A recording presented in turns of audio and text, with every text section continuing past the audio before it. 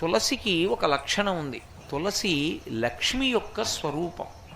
తులసి ఈ భూమి మీద పుట్టినటువంటిది మొట్టమొదట ఎక్కడి నుంచి పుట్టింది అంటే బీజము నుంచి వచ్చింది కాదు తులసి చెట్టు. తులసి చెట్టు గింజల్లోంచి రాలేదు. తులసి చెట్టు వృంద అనబడేటటువంటి మహాపతివ్రత యొక్క శరీరము దగ్ధమైనప్పుడు ఏర్పడినటువంటి బూదిలోంచి విత్తనాలు చేశారు బ్రహ్మగారి యొక్క అనుగ్రహం చేత. ఆ విత్తనములను చల్లితే అందులోంచి తులసి పుట్టింది. అందుకే అసలు తులసి కారణజన్మురాలు, లక్ష్మియే తులసిగా వచ్చింది.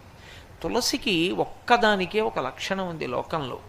తులసి సమస్త పాపములను హరిస్తుంది. ఎందుచేత హరిస్తుంది అంటే దాని గురించి పురాణంలో ఒక మాట ఉంది.